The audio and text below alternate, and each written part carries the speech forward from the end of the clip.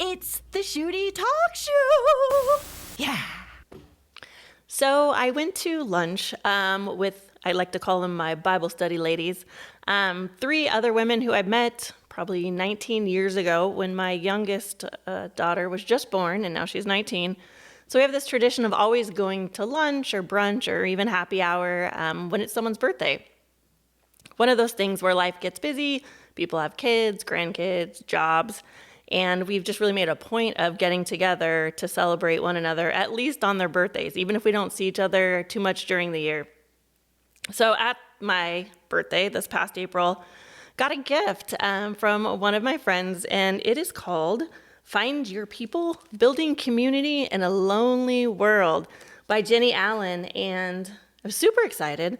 First of all, we run a Facebook group called Go Gilbert with over 80,000 members, and this question comes up a lot, like how do you find your people? It's one of those things where it's a private group, so we see a lot of posts come through and we have to approve the post in order for it to get broadcasted to the group. But I've always been amazed at how many people post just wondering, how do I meet someone? You know, not necessarily a significant other, but how do I just make friends? And I was taken aback by this, probably because I take it for granted that I've grown up in Arizona. I've lived in Arizona, I've gone to school, I've gone to college, met my husband in high school. And so I thought I've had it so easy because I've always had people in front of me. I've always been in situations where I wasn't the new kid or the newbie. And so it really kind of broke my heart because I don't know what I would do if I moved to another state and didn't know anyone. Like, where do you start? You probably think of the places like church, or if you had kids, I think it's easier because your kids are making friends, and kids are way more apt to just go out there and say, hey, I like you. Do you want to be my friend? But I think as an adult, it doesn't come across so easy. There's so many things that block our ability to just be vulnerable and say, I'm lonely. Do you want to be my friend? And you're vulnerable, and then you wonder what the other person is thinking, because I don't know how I'd take that either. I'd be like, well, that's weird. So once all these posts have come through, and you can imagine post-COVID, it got even worse because people couldn't go anywhere and meet people. You couldn't be in front of people. You couldn't find people. And I feel like it was such a not only lonely time because you couldn't be in those group settings, but it was a time when it was a real negative. No one was really looking for happiness, or if they were looking for happiness, they just kind of gave up on it. So there was just definitely that undertone of negativity and angst. And I mean, you could see it, or if people had masks on, you couldn't see it, but you could see it in their eyes. People were not happy. So as I dove in deeper to this book, Find Your People, I thought, is this going to be a great way? Like, I can really help people that reach out, and how do you find a friend? But what I didn't expect to get out of it was, how can I be a better friend? So maybe I know people, I'm around people, I feel like I'm an outgoing person, and I love my tribe. I wouldn't change anyone that I'm in a relationship with for the world. But this book also went deeper in how to be a better friend. So yeah, maybe I do take for granted being able to meet people, but I think I take people for granted that are already in my life. I've always had a hard time of being that instigator. So it goes both ways. When you're looking for people, you have to be humble and vulnerable and be able to put yourself out there. Maybe don't say, hey, will you be my friend? But honestly, I've come across people who really have done that. And at first I was taken aback, where I thought, wow, that's different. Most of my friends I've known for the past, 15 years. And so I don't even know how we first met. It just happened. And then I thought, how amazing, right? How amazing that they did this. And those are the kind of people I want to be around, that see someone, you understand like their likes and their interests and kind of how they live their life. And you want to be a part of that. You want to be a part of their world. And I thought, if anyone thinks that I'm doing something right, wants to be my friend, I mean, that's someone I want to be in a relationship with as well. So in this book, first of all, she talks about like, where do you find people? It kind of talked about like, the social settings. Now we can really look at that because COVID's over, right? And you can see people's faces, see if they're smiling at you. So now once you get past meeting people, what do you do? Well, you notice who's right in front of you and you put yourself out there. And that takes having confidence in yourself. Not worried if you're going to get rejected, because 110% you are going to get rejected. That's something that's always been really hard for me to learn because I want everybody to like me and I don't want to feel bad about myself, and I'm worried what other people think. And if someone doesn't like me, then I somehow don't like myself. I think there's something wrong with me. So you have to throw all that out the window and just understand that you're going to reach out and people are going to reject you. That's not an if, it's just when. And then you're going to get rejected multiple times. And no matter what you do, you don't have control over that. When I was growing up, I was so worried about what other people thought, and I just wanted to make other people happy. And I thought if I make other people happy, then they'll like me. But I remember it was at a young age, my mom had said, no matter what you do, not everyone's going to like you. And it was literally like a bomb blew off. I thought, that doesn't even make sense. If I try my hardest and I'm the best, nicest person, and I'm nice to this person, and I do everything for this person, how could they not like me? But that's just life, unfortunately. And it took me a long time to get to that point, and I have been exhausted trying to make other people happy. So that was something that stuck with me for a long time. So once you realize that and kind of said it like, hey, I don't know, this person has a 50-50 shot of not wanting to be my friend, then I think it gets a lot easier. And the more times you get rejected, that probably gets easier too. And then starting great conversations, which is really hard when you're first trying to look for that person that you want to connect with and you want to be a friend with. How are you? How are the kids? Great. How's work? Great. And then that's kind of where it ends. In order to build an actual relationship, you really have to dig a little deeper. And those conversations can be awkward. But not only do you have to dig deeper, you have to be willing to give deeper. And this is also something that I've always struggled with my friendships. They would be the first one to tell you. When they ask if something's wrong, I'm the first one to say, oh, everything's great. Even though it was at a time when I was losing my dad first of cancer. And I can tell you maybe one or two times that I actually broke down to some of my closest friends. It was unbelievable, the hardest thing I've ever had to go through, but something in me holds that back. And I think that was hard for them because they wanted to be there. They wanted to share with me, but it was something that I didn't feel comfortable. I didn't want to feel like a victim. I didn't want them to get depressed when they talked to me. I thought when I talked to them on the phone, especially I have a best girlfriend out in Oregon, so most of the time was on the phone and everything was just always fine. Because I thought if she calls me, I want to lift her up. I want her to be happy. I don't want her to call. I don't want to make her cry because I knew that's exactly what would happen. And so it's always been something I've really struggled with. And then even my mom, going through cancer. So a part of that, I think, was a lot of great antidepressants. So I probably didn't feel as much. But I think that I could be in a much deeper relationship with those friends if I would have just given more. But they love me and they know me. And that's just kind of something that's happened where they say, oh, that's Ann. But I don't think that's fair to them. And it's not fair to me for me to expect them to share their hearts if I'm not willing to share mine. So I think that really it's hard. And that's why I'm talking about it. And when I was first reading this book and I was still first talking about, oh, my eyes are burning. Can you pause it? I got glue.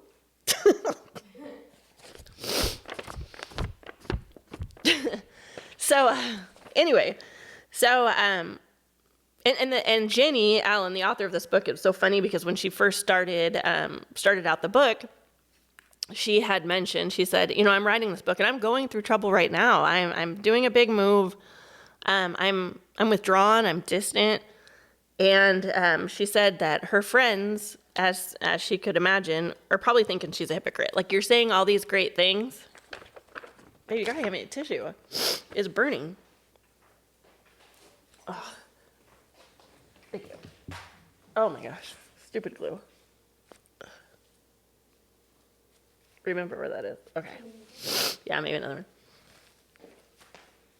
Thank you. Thank you. So it's funny. So the author was talking about how she's like, I'm writing this and I'm just full of great information. But she said, my friends reading this, even right as I'm writing this, are going to say, oh my gosh, you have no idea. You're a hypocrite, blah, blah, blah. And I think it's unfair to say that because being humble and having humility is she's admitting that. Like, I know what I'm supposed to do, but this stuff takes practice. Just like, you're on a baseball team or, growing up, and if you wanted to get better, you had to practice. And I think that's one thing that people really forget is our our behavior and our emotions and how we treat other people, it takes practice. And a lot of times we fail. And a lot of times we do the things that we shouldn't do. But then we just have to like pull back and say, hey, that know enough, be humble enough to know that I really screwed that up, and ask for forgiveness. Ask for forgiveness, apologize. Don't be too proud of yourself that you have to always be right. And sometimes that means you are right by all accounts, but you're admitting that you're wrong just to save a relationship. And that takes a punch to the ego sometimes. So back to having those great relationships, being able to give, being able to feel vulnerable. Now, that's not telling everyone, when I'm going through all of this stuff personally and with my family, and it's, I'm not saying like go meet someone and say, hey, by the way, my parents are dying. That's not probably who you want to trust your heart with. But I think it is important to trust your heart with people that you may not have even known them for years and years. Like, I have childhood friends that I've known since I was a baby. It's not necessarily the amount of years, it's definitely quality, but you give a little bit and you see how you can trust people, but you keep it small. I would definitely keep it small. Not to say that there's not a place for lots of friends to do lots of fun things and have deeper conversations than just, hey, how's the weather? But just be willing to share yourself, because that's what they want. They want to be in that deeper relationship with you. So this was one thing that she wrote that I really loved, is availability. So when you're looking for friends, new friends, you want to look for the people who will just say yes. And that's one thing I feel like I've always been really good at. If you want, I'm up for anything. Is it fun? Yes, let's go. I'm available. So look for someone who doesn't say, well, I've got to do this, I've got to do that. Today is not a good day, but just be willing, especially to begin a relationship, to just say yes, and have that friend that doesn't care. They don't have to be in full face, hair, and makeup to, you'll love all the moms that, are at the elementary school pickup line at 7 o'clock in the morning, and I'm going, what the heck? Like, I literally just rolled out of bed, and I should care, but I don't care. Or, when you're meeting people, maybe have young kids, like, hey, I've got my kids with me, but I'd love to spend time with you. Just be that person that says yes. And sometimes that can be easier than instigating, right? Than asking. And that's where I've always fallen short is, someone wants to do something, wants to go to lunch, I don't know, to dinner, anything. I'm always that person to say yes, but I get into my groove and then I go, well, I haven't really reached out to that person in 6 months. Like, it's kind of crappy. If they would have reached out to me, for sure, I would have been all in. It would have been no questions asked. But I think people get tired of initiating and instigating because they think that maybe how they feel about you is not how you feel about them. But I think it's just a personality thing. So speaking of the always say yes, this struck me as well because I have those friends who kind of always say no. And they're not saying no that they don't want to be your friend. They're saying no because they struggle with social settings. They struggle with anxiety. They struggle with depression. And it can come across as, hey, they just don't want to spend time with you. They don't think enough of you. They've got better things on their plate. But a lot of times they just don't, and they just don't know how to say yes. And so I think it's super important with those people that you always keep asking. And if someone's just not really into having a relationship with you, but a lot of people, and especially now, back to the Go Gilbert, the Facebook group, people are constantly asking for help. They're asking for help for their mental wellness. And so I know there are more people than I even know who want to do things, but there's something holding them back. It's, all the lies in your head that, you don't look very good. You can't go out in public. Everyone's going to look at you, cross-eyed. You're not good enough to hang out with that person. Or I'm just so tired. I'm so drained. The thought of getting dressed and going out of my house is like you just asked me to run, 100 miles. Like, it's the same. And for people who don't, know anxiety, it seems ridiculous. Like, well, yeah, just get dressed and go. So I think it's important to really love on these people, and you'll know who they are. Don't take it personally and don't quit asking. And if you are that person, it's a habit, right? We talked about like learned behaviors. You just have to push yourself to do it once, and then push yourself, because I guarantee once you're out and you're in that social setting, it just gets easier. Just like practicing, a skill, a sport, an art or a craft, you have to practice, your emotions. You have to practice your ability to go out and do things out of your comfort zone. And I think that once you continue to do that, it will get easier. But there again, you're gonna fail. You're gonna fail, but don't be so hard on yourself if you fail. Just keep trying, and it will get easier. And that's why I say with those friends, if you have friends that really struggle with anxiety and depression, don't be too hard on them, I guess is what I'd say. And don't for whatever you do, don't take it personally. And have confidence in yourself and the humility to just keep asking, even though you're going to get rejected. Because what you're doing for those people is really life-changing. I would say, we talked a little bit about like transparency in those relationships, but just being honest with people. If someone is having an issue, this is the hardest thing for me. And this is actually a really funny story. So I was dating my husband in high school, and we were pretty much glued at the hip. Loved spending time with him, always wanted to be together. I know he felt the same, but I had these amazing group of girlfriends who also wanted my time. And I had a really hard time. There was times that I made plans with multiple people for the same night, the same day, at the same time. And I don't even know what I was going to do, but I couldn't make a decision. And so then, someone literally got stood up. Like, what kind of person does that? Just doesn't show up. Oh yeah, I'll be there. And, I remember getting a letter. This is going into why conflict is not my friend. I got a letter from a friend, and I knew what it was. I knew, at least I thought I knew. She had put a letter at my door. There was no texting, any of that business, which is kind of amazing. So she hand wrote a letter. I don't even think we weren't even really emailing then. I don't even know if that was a thing. And so she put it on my doorstep, but I was just mortified. I knew that she loved me, but I couldn't deal with the fact that I knew I was hurting her feelings, and I could not stand to be called out on it. So I never opened the letter. Something in me opening the letter and seeing those words, I would get like the cold sweats or the hot sweats, or my heart would sink. And so I never opened the letter. I knew what she said, and it was easier for me just to not address it and act like it never happened. And I see that with myself now. I hope I'm getting a little bit better, but I see that now with conflict. I hate conflict. And so I'll just try to hide from it. I'll try to ignore it, act like it never happened. And oh my gosh, it's mortifying if someone calls me out on something that I did. Like, I can't take it. I get nervous. I get chills. I get the sweats. And so I'll just try to ignore it. And then honestly, like, I've lost friends that way just because I can't have those hard conversations. And so I would just rather not talk to that person again, which is ridiculous. So here's another story. Speaking of conflict, is growing up, I had jobs. I had a job working in a call center, and it was horrible. I cried every day because people would call and yell at me. I was just ask about their credit card statement and needed to make a payment or something, but people were mean. So anyone that has a job on the phone, it was horrible. And I was working with my best friend next to each other in a cubicle, and one day I just heard her sniffling and sniffing, and I thought, oh my gosh. I looked over the cubicle, and she was crying. She was crying because someone yelled at her. And so I remember that, I think it had to have been the next day or the day after, I went to pick her up for work. We carpooled to work into Tempe. And I was picking her up, and she was in like her little soccer shorts and a t-shirt, like her pajamas, like what she slept in. I was like, oh my gosh, we're going to be late. Like, what are you doing? And she looked at me and she said, I am not going back to that place. And I was like, oh crud. I'm like, well, if you're not going, I'm definitely not going. Like, only reason we lasted the few weeks that we did is because we had each other. And so that was another thing. So do you think I called anybody, went down there and said, I'm so sorry, I need to give my notice, or I'm not coming back? No.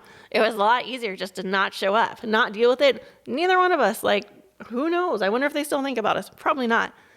She had stuff in her cubicle. She went, it was a 24-hour thing. Her and her boyfriend at the time went and just packed up her crap, which is interesting because she didn't pack up my crap, which I thought, well, that's kind of crappy because I would have got her stuff. I had all kinds of like pencil and markers and toys to make that job a little easier.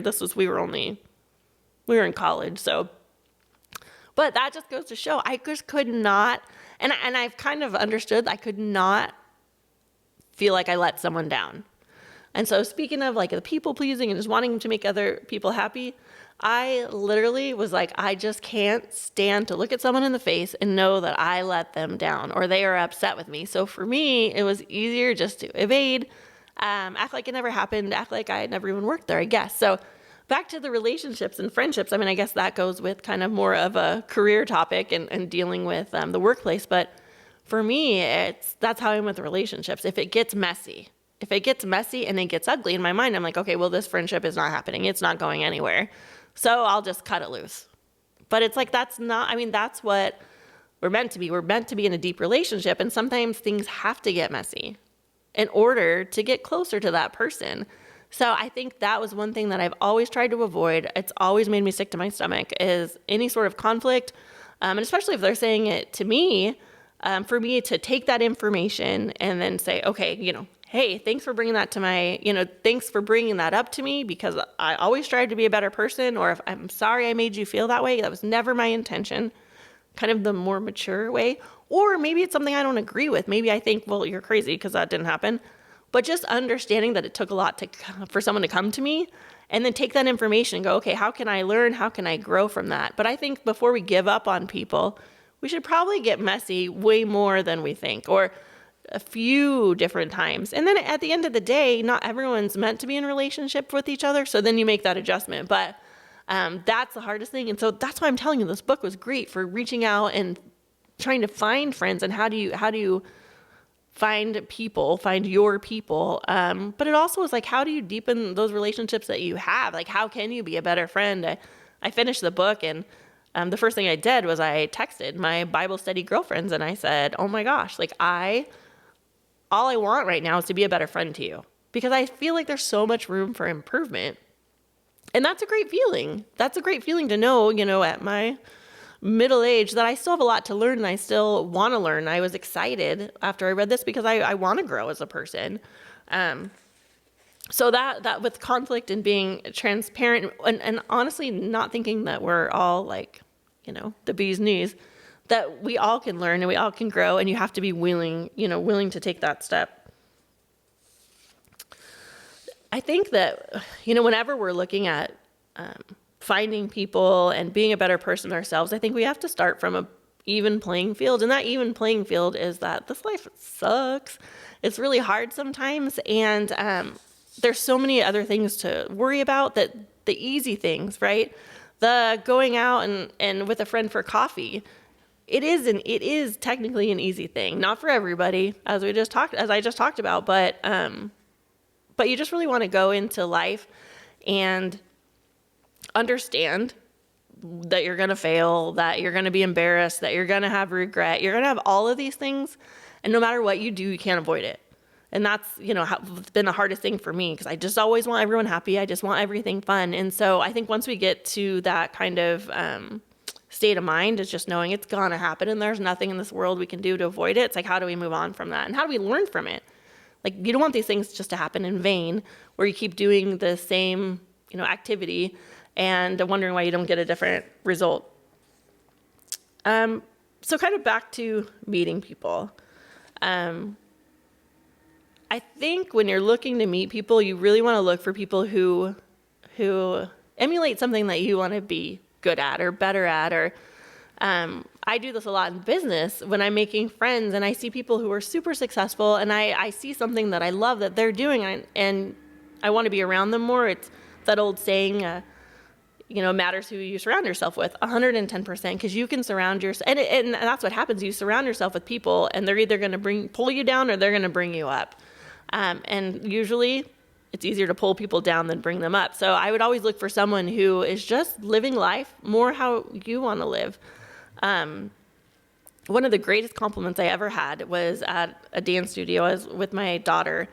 And I had made friends at the dance studio, another, perfect place. You're sitting there waiting for your kiddo and you just strike up conversation. And we'd been going there, I want to say almost a year. And it turns out I was speaking to this lady and she said, who had become a friend for sure. And she said she was going to church or something at Cornerstone. And I said, what? I said, Cornerstone? I'm like, I go to church there. Like, that's insane. I didn't know you went there. And she said, And she said, well, I didn't. She goes, I just started going there. I'm like, oh, that's awesome. And she goes, yeah, I would see you run into the studio. You were working, you were on your cell phone, you had paperwork everywhere. And then, you were so great with your daughter and happy. And it seemed like nothing bothered you. I was watching you go 100 miles an hour and I thought I would be insane. And so I started to study you, true story, and wonder what you did. And I found out you went to church, and I thought, well, gosh, if she can get through all of this with such a great attitude, I'm not, what am I not doing? Well, I'm not going to church, so I'm going to go to her church. And I thought that is like the biggest compliment but little did she know, of course, inside I'm like ready to scream. But that's why I think you just look for people who are acting and doing things that you want to do and that you want to be in community with, whether it's on a personal level or, that's totally off topic, but from a professional level too, because you want people that push you. And I've made friends, recently in life where they're doing things and I think I could never do that, but look at them go. And then I think, wait, well, if they can do it, like, why can't I do it? So I think it's really, really, really important. You want to be careful who you surround yourself with, and you can make adjustments. If you start a friendship and you aren't feeling better when you're around that person, then make those adjustments. So basically what this book said to me is life is hard. Life is so hard. And this is another point. And some people are out there, they're asking for help and finding friends and how do you connect people. And then you have the other people who are saying, I don't need people. I don't need friends. I've got my family, or maybe I don't even have, kind of that nuclear family, but I don't need friends. And I always wonder about this. People don't get me. People don't know me. And I thought, well, maybe that is true, except as humans, we were built to live in community. We were built as social creatures. So whether you subscribe to God made us this way, or if you just look at the science of it, we have always been in groups. And so then I thought, well, that's great, because you must have a lot of free time. And in my mind, I was like, if you're that confident not to need other people, like maybe you're doing something right. But then I got to thinking that we all, from our DNA, from our makeup, we all need people. But maybe you're saying, I don't need people. I just am worried about the heartache. I don't want to be sad. I don't want to go through those relationships. I don't want to be let down. It's a lot of work. I don't have time for that. But I think that you should give it a try.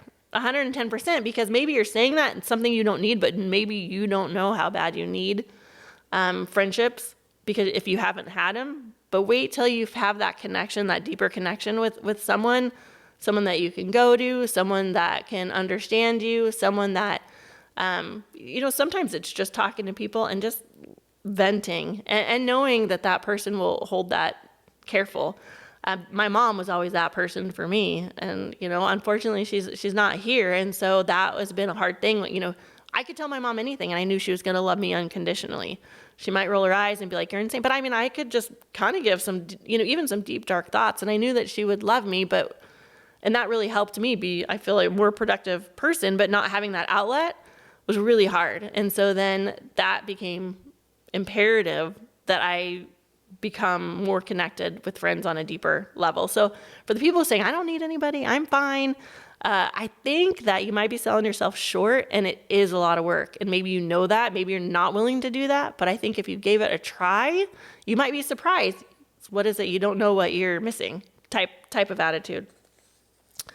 And as we move forward, it's been, I think, just out in public, I think it's been really easy to ignore people walking by. We've had masks on for so long, and, we've been taught that strangers are the enemy. Strangers could be sick.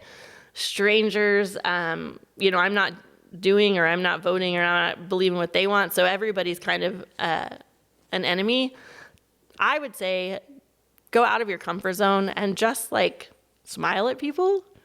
And it seems like something really small, but I have been stopped quite a few times and saying, thank you for that smile. I just really needed that. So a lot more in this book, but I would encourage you to read it. Find Your People in a Lonely Community by Jenny Allen. She's written a couple other books, New York Times bestseller, but it was really good. And it was one of those books that were like sparks kept, light bulbs, I guess. maybe not sparks, kept going off. I'm like, yes, yes, yes. So it's a great read. I would highly recommend it to kind of anyone. I think it's also a great read if you have, middle schoolers, even teenagers, because as she talks about in the book, no one taught us how to be a friend. It's not something that we inherently just said, well, if this is how you want to be a friend, this is how you do it. We just don't really, it's trial and error. So I think this is a really great book for even kind of that teenage age, especially because that's when you go through a lot of your relationship woes, as I already mentioned. But check it out, you guys. It's a awesome book, and I hope that you were able to get some nuggets from today. In case you were wondering, the Schude Show is brought to you by InstaSold at Keller Williams Integrity First, your #1 resource in real estate. Thanks, guys. Bye. It's the Schude Talk Show. Yeah.